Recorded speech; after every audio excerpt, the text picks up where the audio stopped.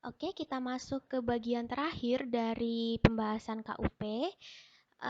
Di part 7 ini lanjut dari pembukuan ya. Kalau terakhir di part 6 itu mengenai pengertian pembukuan, maka kita akan lanjut mengenai kewajiban pembukuannya. Wajib pajak orang pribadi (WPOP) yang melakukan kegiatan usaha atau pekerjaan bebas, juga WP badan ya, wajib pajak badan. Ini khusus yang ada di Indonesia. Jadi WPOP dan WP badan yang ada di Indonesia itu wajib melakukan atau menyelenggarakan yang dinamakan pembukuan. Tetapi kewajiban pembukuan itu memiliki pengecualian yang dapat dilihat di pasal 28 ayat 2 ya. Tidak wajib melakukan pembukuan tetapi tetap wajib melakukan pencatatan. Ada dua, yang pertama WPOP yang melakukan kegiatan usaha atau pekerjaan bebas, serta yang kedua WPOP yang tidak melakukan kegiatan usaha atau pekerjaan bebas. WPOP yang melakukan kegiatan usaha atau pekerjaan bebas yang diperbolehkan menghitung penghasilan, yaitu penghasilan neto ya, dengan menggunakan norma penghitungan penghasilan neto. Ini pengetahuan aja, lebih dalam mengenai penghasilan neto itu kalau saya dulu ada di pajak lanjut, tapi pokoknya kalian tahu bahwa ada pengecualian terhadap kewajiban pembukuan seperti itu ya. Kalau kalian mau lebih tahu silahkan dicari di keterangan atau penjelasan Undang-Undang KUP ini. Pembukuan itu sendiri memiliki beberapa syarat, tepatnya 9 syarat yang dapat dilihat pada pasal 28 ayat 3, 4, 5, dan 7 Jungto PP nomor 80 tahun 2007. 1. Harus memperhatikan itikat baik. 2. Mencerminkan keadaan atau kegiatan usaha sebenarnya. 3. Diselenggarakan di Indonesia. 4 dan 5. Huruf Latin dan angka Arab yang sudah pernah saya jelaskan. Silahkan yang lupa dilihat atau didengarkan lagi ya video sebelumnya. Kemudian yang keenam, satuan mata uang rupiah. Yang ketujuh, bahasa Indonesia atau bahasa asing yang diizinkan Menkeu, Menteri Keuangan, yaitu bahasa Inggris. Selanjutnya adalah diselenggarakan dengan prinsip taat asas. Kemudian sekurang-kurangnya terdiri dari catatan mengenai harta, kewajiban, modal, penghasilan, dan biaya, serta penjualan dan pembelian sehingga dapat dihitung besarnya pajak yang terhutang. Perubahan tahun buku dan atau metode pembukuan dapat dilihat di pasal 28 ayat 6.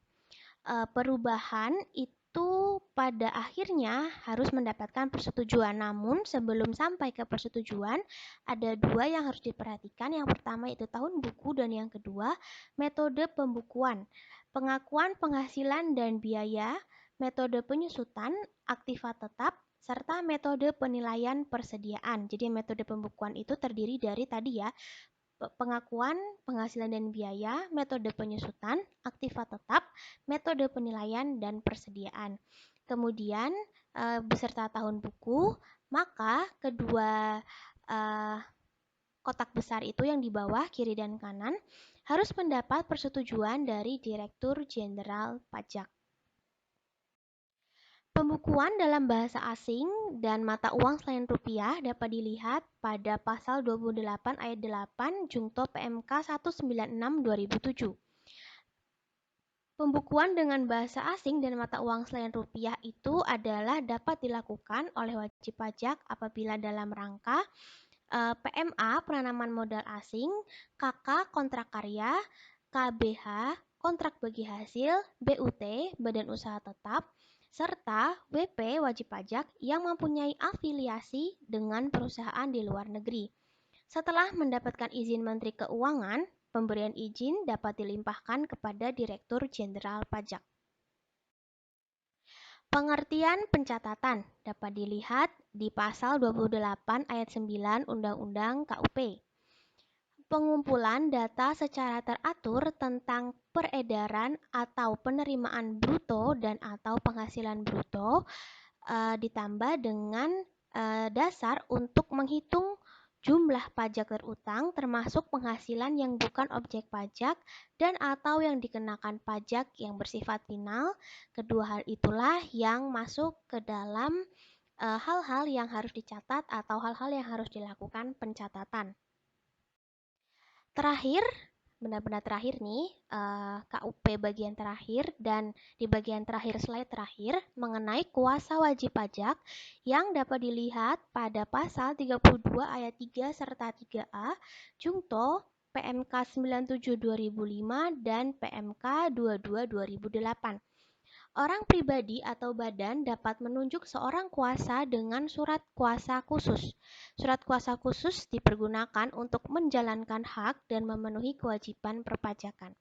Syarat seorang yang menerima kuasa sekaligus syarat seseorang itu memberi kuasa adalah menyerahkan surat kuasa asli itu bagi yang memberi dan yang diberi harus menguasai ketentuan di bidang perpajakan. Contohnya memiliki brevet konsultan pajak itu ada sekolah atau pelatihannya. Surat kuasa yang sudah dilimpahkan dari misalkan A kepada B, seorang brevet atau konsultan pajak, itu tidak bisa dilimpahkan lagi kepada orang lain. Jadi etika profesinya seorang konsultan atau brevet pajak adalah tidak bisa, tidak boleh, tidak dapat melimpahkan kuasa yang diberikan kepadanya dari orang itu untuk dilimpahkan kepada orang lain tidak bisa. Oke, selesai pembahasan mengenai KUP. Nanti akan saya buatkan lagi syarat-syarat atau guidelines responsi. Silahkan, ini sudah saya upload pada tanggal 27 Mei. Kalian boleh cicil belajar. Untuk ini kan sudah saya upload tanggal 27, tapi jangan lupa untuk tetap absen di tanggal 4 ya, tanggal 4 Juni tetap untuk absen sebelum responsi tanggal 11 Juni. Selamat belajar, tenang aja, nggak akan keluar dari yang sudah saya narasikan ini. Dan jawabannya juga disamakan aja dengan yang ada di slide sekaligus yang sudah saya narasikan, toh juga open bukan. Dan kenapa ini terkesan textbook? Karena ini benar-benar dari isi KUP ya, isi undang-undang memang tidak boleh, tidak dapat, dan layaknya seyogianya untuk tidak diubah-ubah seperti itu. Baik, sekian dari saya. Terima kasih. Sampai bertemu di responsi. Nanti link Zoom-nya silahkan cek di Sunan. Sekali lagi, akan saya mulai pukul 8 lebih 5. Saya absen terlebih dahulu.